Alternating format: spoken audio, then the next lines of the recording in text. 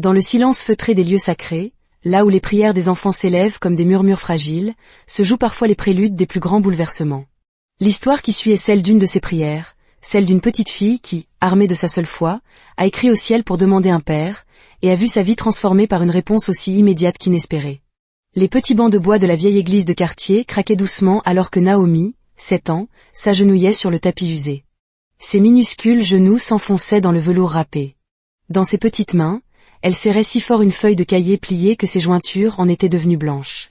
Le papier était froissé, humide des larmes qu'il avait mouillées la nuit précédente, lorsqu'elle l'avait rédigé à la faible lueur filtrant du couloir de l'orphelinat. Ses lèvres bougeaient en silence, formant des mots que seul Dieu pouvait entendre. La messe du dimanche matin s'était terminée 20 minutes plus tôt, et la plupart des fidèles étaient déjà partis, leur voix s'estompant dans la chaleur de la ville. Mais Naomi restait, comme chaque dimanche, attendant que l'église soit presque vide avant de s'approcher de l'autel avec sa lettre hebdomadaire. Ce n'était pas une lettre ordinaire. C'était la lettre numéro 43. Elle les comptait. 43 semaines à déverser son cœur sur le papier. 43 semaines à croire que, d'une manière ou d'une autre, Dieu lirait les mots qu'elle cachait sous l'autel, soigneusement glissés dans la corbeille qui se trouvait derrière la chaire. Elle ne savait pas comment Dieu les y trouverait, mais elle y croyait. Il le devait. Car si Dieu ne lisait pas ses lettres, alors qu'il entendrait? Qui saurait à quel point il était douloureux d'avoir 7 ans sans maman pour la serrer dans ses bras et sans papa pour l'appeler sa princesse. Les larmes revinrent, chaudes et rapides, coulant sur ses joues rondes alors qu'elle chuchotait sa prière une dernière fois avant de déposer la lettre dans sa cachette. Sa voix se brisa sous le poids d'un espoir désespéré et d'une solitude écrasante qu'aucun enfant ne devrait jamais avoir apportée.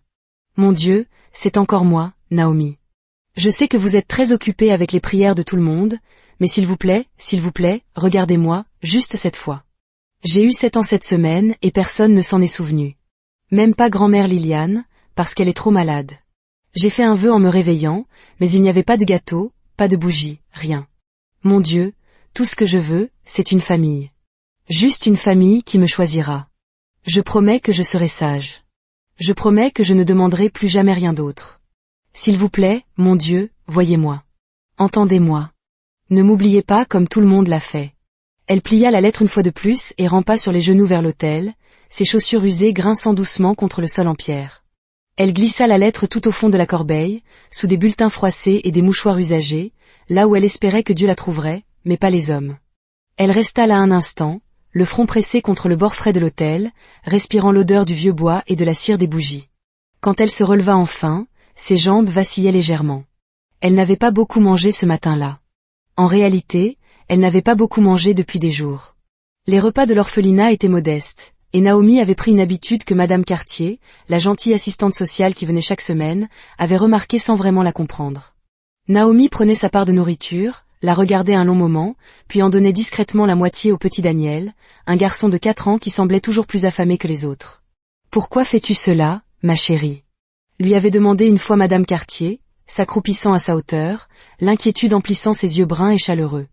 Naomi avait simplement haussé les épaules, sa voix à peine un murmure. « Il a plus faim, maman. » Elle avait appelé Madame Cartier « maman », sans y penser.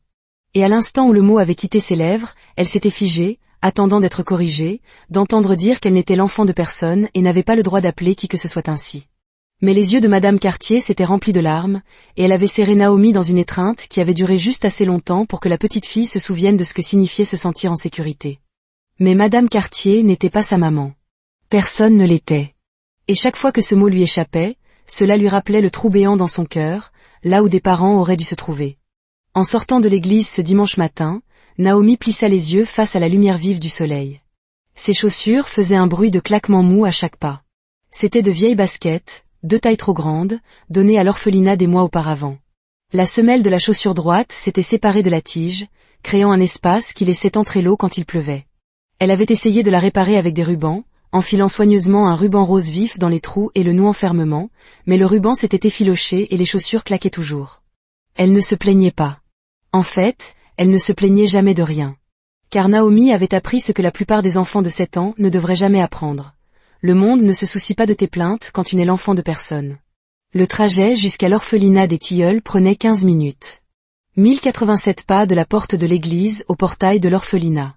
Elle connaissait chaque fissure du trottoir, chaque maison avec un chien qui aboie, chaque arbre qui offrait de l'ombre lorsque le soleil tapait trop fort. En marchant, elle se laissait aller à la rêverie. Elle imaginait ce que ce serait si aujourd'hui était le jour. Et si, en rentrant à l'orphelinat, une famille l'attendait, un papa et une maman qui cherchaient partout une petite fille exactement comme elle? Il la verrait franchir le portail avec ses chaussures qui claquent et ses rubans cassés. Et au lieu de détourner le regard comme tout le monde, il sourirait. La maman s'agenouillerait et dirait « Te voilà enfin.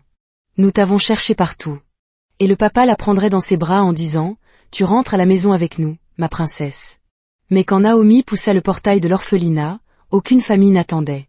Il n'y avait que la même cour poussiéreuse, la même peinture écaillée sur le bâtiment, les mêmes bruits d'enfants qui jouent, se disputent et pleurent qui remplissaient chaque jour cet endroit. Tiens, regardez qui est de retour de l'église. Une voix ricana dans le couloir. C'était Julien, un garçon de 10 ans qui semblait prendre plaisir à rappeler aux autres qu'il n'était pas désiré. Naomi baissa la tête et essaya de passer, mais Julien lui barra le chemin. « Laisse-la tranquille, Julien », lança une petite voix. C'était Daniel. Julien éclata de rire. « Oh, regarde, le bébé essaie de la protéger. » Il se tourna vers Naomi, son sourire cruel. « Tu sais ce que madame la directrice a dit? Que tu es ici depuis plus longtemps que presque n'importe qui. 3 ans, et pas une seule famille ne t'a voulu. Tu sais pourquoi? Parce que tu es trop triste. Personne ne veut d'un enfant triste. » Les mots frappèrent Naomi comme des pierres. Elle sentit la piqûre familière derrière ses yeux, mais elle avait aussi appris à ne pas pleurer devant Julien. Ses larmes ne faisaient que le rendre plus méchant. Elle le bouscula sans un mot et se précipita vers la chambre qu'elle partageait avec 5 autres filles. Sur son lit, elle sortit le seul bien précieux qu'elle possédait, une photographie. La photo était vieille, déchirée dans un coin, et si délavée que les couleurs avaient viré au jaune. Mais Naomi pouvait encore distinguer les visages. Un homme et une femme, jeunes et souriants. La femme tenait un bébé enveloppé dans une couverture rose. Ce bébé, c'était elle. Et ces gens, c'étaient ses parents. Elle ne s'en souvenait pas. Pas vraiment. Parfois, elle croyait se souvenir de la voix de sa mère chantant doucement ou du rire de son père, profond et chaleureux. Mais elle ne pouvait être sûre que c'était de vrais souvenirs ou simplement des choses qu'elle avait inventées pour combler le vide. Ses parents étaient décédés dans un accident de voiture quand elle avait 18 mois. C'est ce que la directrice de l'orphelinat lui avait dit. Il n'y avait pas eu d'autre famille pour la prendre, à l'exception de sa grand-mère, Liliane, la mère de sa mère. Grand-mère Liliane avait fait de son mieux. Elle avait pris Naomi, l'avait aimée farouchement. Mais grand-mère Liliane était vieille et malade. Il y a environ 6 mois, elle avait pris la décision la plus douloureuse de sa vie. Elle avait assis Naomi à la petite table de la cuisine de leur minuscule appartement, lui avait tenu les mains et avait essayé d'expliquer, entre 2 sanglots, que parfois, aimer signifie laisser partir. « Ma chérie, mamie est de plus en plus malade », avait-elle dit, la voix tremblante. « Et je ne peux plus m'occuper de toi comme tu le mérites. Je peux à peine m'occuper de moi-même. Mais je peux t'aider, mamie », avait plaidé Naomi, les larmes coulant sur son visage de 6 ans. « Je peux te faire de la soupe. Je peux répondre au téléphone. Je peux tout faire.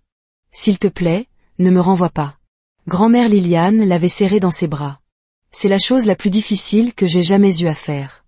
Mais il y a un endroit, un bon endroit, où ils prendront soin de toi.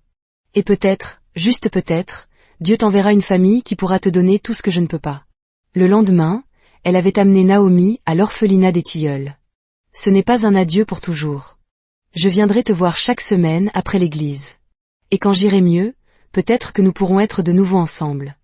Mais si je ne vais pas mieux, souviens-toi que je t'aime plus que le soleil, la lune et toutes les étoiles. » C'était il y a 6 mois.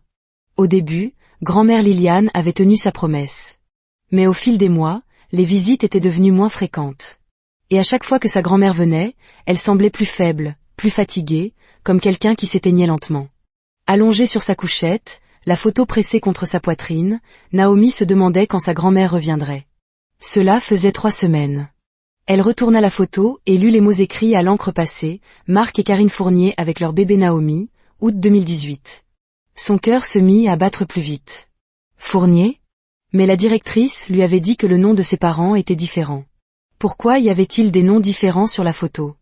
Quelque chose n'allait pas, comme une pièce de puzzle qui ne s'emboîtait pas. L'après-midi passa lentement. Le soir, à la cantine, le repas était le même que d'habitude. Une soupe claire, un morceau de pain un peu rassis et une pomme fatiguée. Naomi s'assit en silence. À mi-repas, elle remarqua Daniel au bout de la table, son bol déjà vide. Sans réfléchir, Naomi se leva, prit son morceau de pain et le posa à côté de l'assiette du petit garçon. « Tiens, dit-elle doucement. Les yeux de Daniel s'écarquillèrent. « Merci, Naomi, murmura-t-il, croquant dans le pain avec un bonheur qui réchauffa le cœur de Naomi un bref instant. En retournant à sa place, elle sentit un regard sur elle. C'était Madame Cartier, qui aidait au service ce soir-là. L'assistante sociale se tenait près de la porte de la cuisine, les larmes aux yeux. Elle s'approcha de Naomi et posa une main douce sur son épaule. « Tu as le cœur le plus bon que j'ai jamais vu, » dit Madame Cartier, la voix étranglée par l'émotion. « Dans un monde qui n'a pas été très gentil avec toi, tu choisis toujours d'être gentil avec les autres. Ne perds jamais ça, d'accord ? Ne laisse jamais ce monde t'endurcir. » Naomi hocha la tête, bien qu'elle ne fût pas sûre de l'utilité d'un bon cœur si personne n'en voulait. À quoi bon être bonne si cela ne poussait pas les gens à vous choisir ?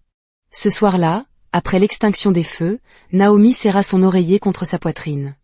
L'oreiller était plat et grumeleux, mais si elle fermait les yeux et utilisait son imagination, elle pouvait prétendre que c'était sa maman qui la tenait serrée. « Bonne nuit, maman », chuchota-t-elle dans l'obscurité. « Bonne nuit, papa. Je vous aime. » Le lendemain matin était un lundi. Et les lundis à l'orphelinat des Tilleuls signifiaient « jour d'adoption ». Pour la plupart des enfants, c'était un jour d'espoir. Pour Naomi, c'était devenu une source de douleur. Elle avait été ignorée 17 fois. 17 familles différentes étaient venues, lui avaient souri poliment, puis avaient choisi quelqu'un d'autre. Pourtant, ce lundi matin, quand la directrice annonça qu'une famille viendrait à 14 heures, Naomi sentit le flottement familier d'espoir et de crainte dans son estomac. Elle alla dans la salle de bain et étudia son reflet avec un regard critique. Elle fit de son mieux pour lisser ses cheveux avec de l'eau. Elle ajusta sa robe, une robe de seconde main trop grande aux épaules, mais qui était la meilleure chose qu'elle possédait. Puis, elle s'entraîna à sourire dans le miroir. Un sourire ni trop grand, ni trop petit. Un sourire qui disait « Je suis une enfant heureuse et bien dans ma peau qui serait tellement reconnaissante d'avoir une famille. » Mais même en s'entraînant, elle voyait la vérité dans ses yeux. Elle n'était pas heureuse. Elle se noyait dans la solitude. À 14 heures précises, la sonnette retentit. Le cœur de Naomi bondit dans sa gorge. Elle prit sa place avec les autres enfants dans le salon principal. Le couple qui entra semblait gentil.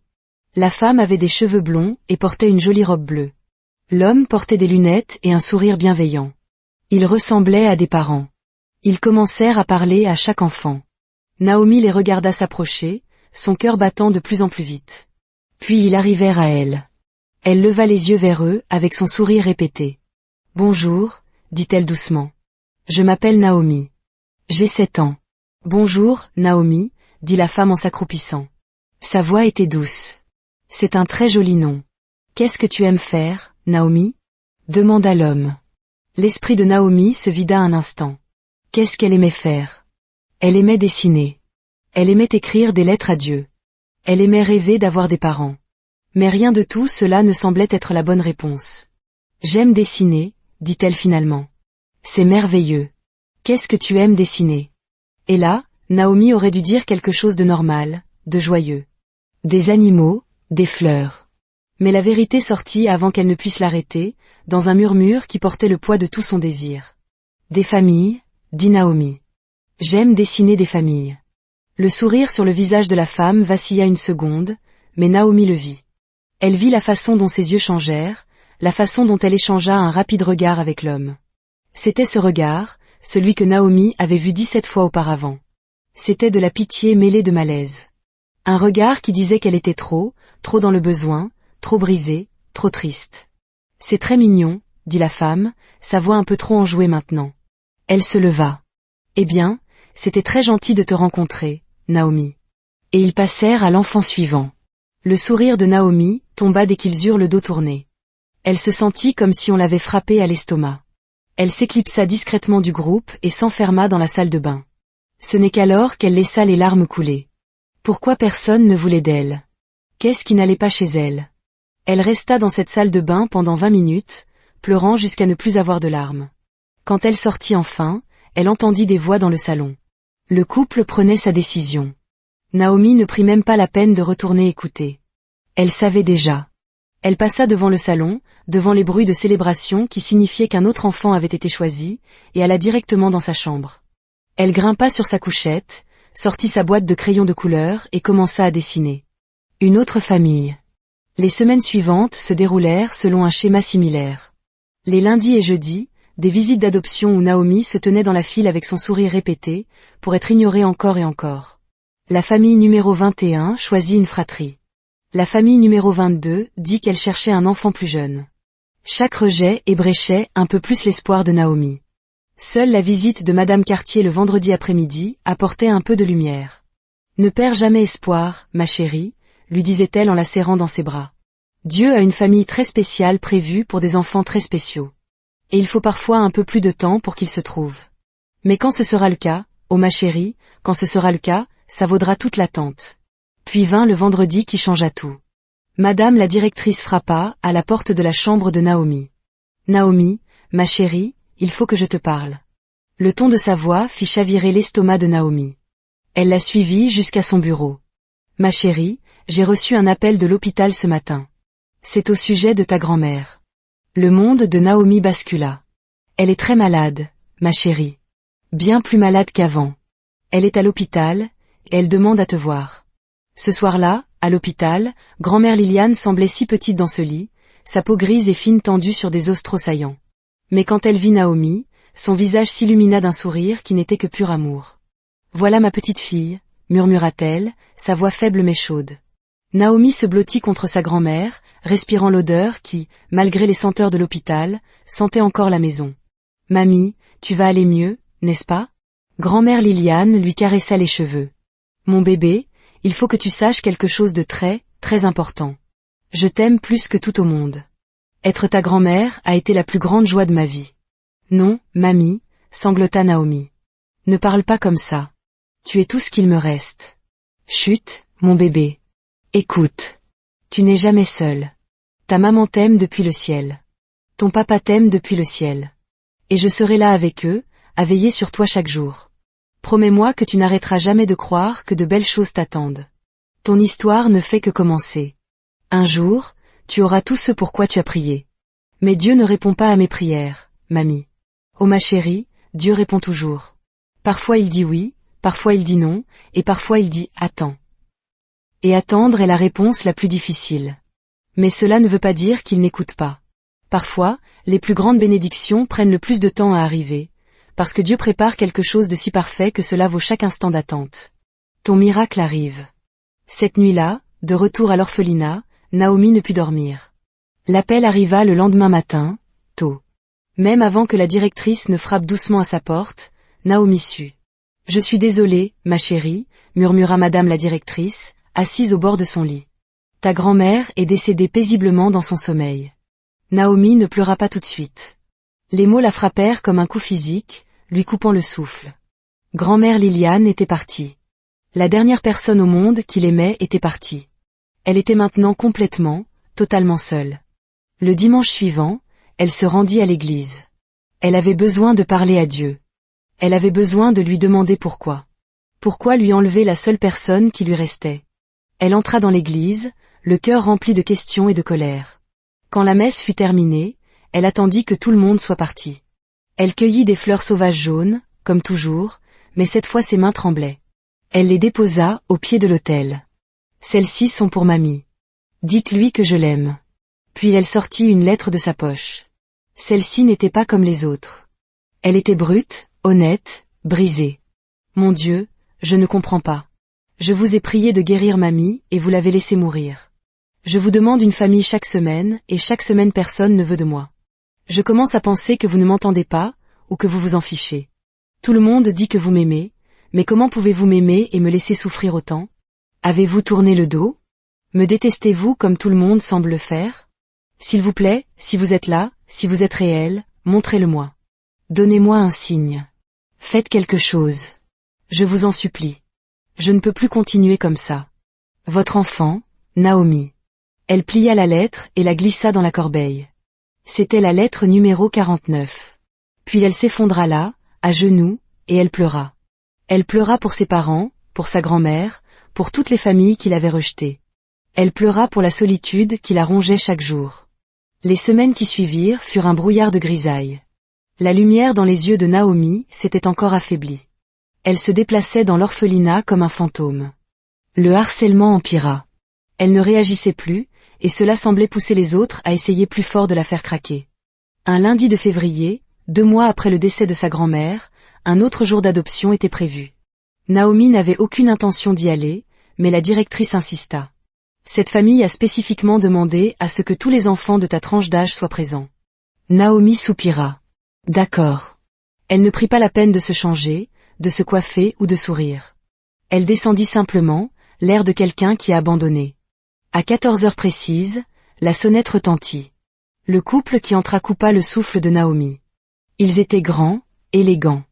L'homme, la quarantaine, portait un costume coûteux et avait des yeux bienveillants. La femme, du même âge, était d'une beauté qui semblait rayonner de l'intérieur.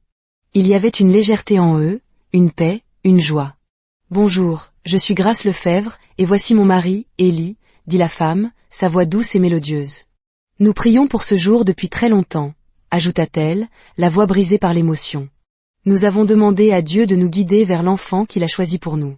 Et nous croyons de tout notre cœur qu'il est ici, dans cette pièce. » Le couple commença à parler à chaque enfant. Mais le regard de Madame Lefebvre balayait la pièce, comme si elle cherchait quelqu'un de spécifique.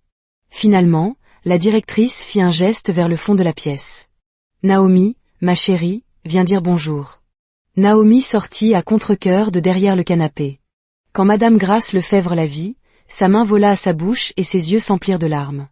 Elle se tourna vers son mari, avec une expression de choc et de reconnaissance. « C'est elle, » murmura-t-elle, la voix tremblante. « Élie, c'est elle. C'est la petite fille du rêve. » Elle s'approcha de Naomi et s'agenouilla. Les larmes coulaient maintenant ouvertement sur son beau visage. « Bonjour, ma chérie. Comment t'appelles-tu » Naomi, dit-elle doucement, regardant le sol. Ils s'assirent sur un canapé, Naomi entre eux. Ils lui posèrent des questions, et Naomi répondit honnêtement, mais sans enthousiasme. Puis, dans la salle à manger, le sac à main de Madame Lefebvre glissa de ses genoux et tomba au sol. Il s'ouvrit, et son contenu se répandit, rouge à lèvres, téléphone, clé, et des liasses de billets. Des liasses épaisses de billets de 100 €. La pièce devint silencieuse. Tous les yeux étaient fixés sur cet argent. Et c'est alors que Naomi le vit. Julien, assis à 3 chaises de là, jeta un rapide coup d'œil pour voir si des adultes regardaient. Puis, d'un mouvement rapide du pied, il poussa une des liasses sous sa chaise. 2 autres enfants, complices, se déplacèrent pour la cacher. L'argent avait disparu. Naomi resta figée. Cet argent pourrait changer sa vie. Si elle ne disait rien, peut-être qu'il partagerait. Pourquoi devrait-elle aider cette femme ? Être gentille et honnête ne lui avait jamais rien apporté. Mais la voix de sa grand-mère résonna dans sa mémoire. « Tu as un bon cœur, ma chérie. Ne laisse jamais le monde t'endurcir. » Elle ne pouvait pas les laisser voler cet argent. C'était mal. Elle se leva brusquement. « Attendez !» cria-t-elle. Tout le monde se tourna vers elle. Le cœur de Naomi battait la chamade. Elle se dirigea vers Julien et pointa du doigt sous sa chaise. « Il y a plus d'argent là-dessous. Ils l'ont caché. Ils allaient le voler. » La directrice se précipita. « Déplace ta chaise, Julien. » Il obéit, et la liasse de billets apparut. Madame Lefebvre halta. Les enfants coupables furent immédiatement envoyés dans le bureau de la directrice. Mais Madame Lefebvre ne regardait pas l'argent. Elle regardait Naomi avec une expression de stupeur et d'admiration. « Tu nous l'as dit, » dit-elle doucement en s'approchant. « Même si tu aurais pu te taire. Tu as fait ce qui était juste. » « Ce n'était pas à eux, » murmura Naomi. « C'était mal de le prendre. »« Mais tu le voulais aussi, n'est-ce pas ?» demanda doucement Madame Lefebvre. Naomi hocha la tête, les larmes aux yeux. « Oui. J'ai pensé à de nouvelles chaussures. Mais ma grand-mère m'a toujours dit de faire ce qui est juste, même quand c'est difficile. » C'est alors que Madame Grace Lefebvre se mit à pleurer pour de bon. Elle tomba à genoux devant Naomi et la serra dans une étreinte puissante. « Oh, ma précieuse petite fille. Tu es elle. Tu es vraiment elle. »« Je ne comprends pas, » dit Naomi. Monsieur Lefebvre était là aussi, pleurant lui aussi. « Naomi, » dit Madame Lefebvre en lui tenant le visage entre ses mains. « Il y a 2 semaines, mon mari et moi avons fait le même rêve la même nuit. Dans ce rêve, Dieu nous a dit qu'il avait choisi une fille pour nous. Il a dit que nous la reconnaîtrions à un signe. Quelque chose de précieux tomberait, et l'enfant qui le rendrait honnêtement, même en le désirant pour elle-même, cet enfant serait notre fille. Le souffle de Naomi se coupa. Quoi? Tu as rendu l'argent, acheva madame Lefèvre. Tu as fait exactement ce que Dieu a dit que tu ferais. Tu es notre fille, Naomi. Tu es l'enfant pour lequel nous avons prié. Tu es la réponse à 15 ans de prière. Naomi sentit le sol se dérober sous ses pieds. Ce n'était pas possible. Non, murmura-t-elle. Vous vous trompez. Je ne suis pas spéciale. Je suis la fille triste que personne ne choisit. Et nous te choisissons, dit fermement madame Lefèvre. Dieu t'a choisi pour nous, et nous te choisissons. Tu es exactement la fille pour laquelle nous avons prié. Vous me voulez vraiment?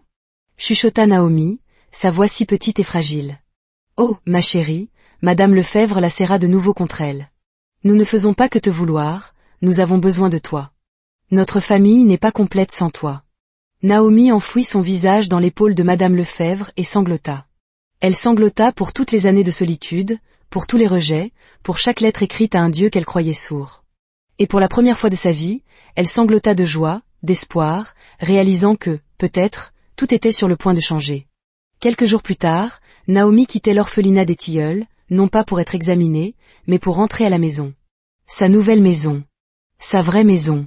Ce soir-là, pour la première fois de sa vie, Naomi s'endormit dans un vrai lit, dans sa propre chambre, dans une maison avec des parents qui la voulaient. Elle ferma les yeux et murmura, « Merci, mon Dieu. Je suis désolée d'avoir douté de vous. Je suis désolée d'avoir pensé que vous n'écoutiez pas. Vous étiez là tout le temps. Merci pour ma famille. Merci de m'avoir ramenée à la maison. » Et pour la première fois depuis des années, Naomi s'endormit avec un sourire aux lèvres. Un mois plus tard, la famille Lefèvre retourna à la petite église de quartier. Après la messe, Naomi s'agenouilla à l'autel, à l'endroit même où elle avait tant de fois pleuré. « Je venais ici chaque dimanche », expliqua-t-elle à sa nouvelle mère. « J'écrivais des lettres à Dieu et je les cachais dans cette corbeille. 49 lettres. Je ne croyais plus qu'il les lisait. » Les yeux de madame Lefèvre s'écarquillèrent. Elles sont peut-être encore là. Ensemble, elles allèrent derrière l'autel. Et là, au fond de la corbeille, se trouvaient les lettres. Madame Lefèvre les sortit toutes et, assise sur les marches de l'autel avec Naomi, elle commença à les lire à haute voix. « Mon Dieu, s'il vous plaît, donnez-moi une famille. Mon Dieu, j'ai si faim. Mon Dieu, j'ai besoin de nouvelles chaussures. Mon Dieu, pourquoi ne répondez-vous pas ?» Lettre après lettre, prière après prière. Quand elles eurent fini, elles pleuraient toutes les deux. « Oh, ma précieuse, » dit madame Lefèvre. Il a entendu chacune d'entre elles. Chaque mot. Regarde ce qu'il a fait. Regarde comment il a répondu. Et Naomi réalisa que c'était vrai. Dieu avait répondu à chaque prière. Elle avait prié pour une famille, et elle avait des parents qui l'aimaient plus qu'elle n'aurait pu l'imaginer. Elle avait prié pour des chaussures, et elle avait un placard plein. Elle avait prié pour être choisie, et Dieu avait orchestré le plus miraculeux des choix. Il n'avait pas ignoré ses prières. Il avait travaillé tout du long, préparant quelque chose de meilleur que tout ce qu'elle aurait pu rêver. Ce soir-là, Naomi s'assit à son nouveau bureau avec une feuille de papier vierge. Mais cette fois, elle n'écrivait pas pour demander. Elle écrivait pour remercier. « Mon Dieu, c'est moi, Naomi. Je vous écris de ma nouvelle maison, avec ma nouvelle famille.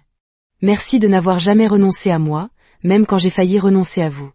Je promets de ne jamais oublier que vous êtes bon, que vous êtes fidèle, et que votre timing est parfait. Je vous aime, mon Dieu. Merci d'avoir répondu à mes prières. Avec amour, votre fille, Naomi Lefèvre.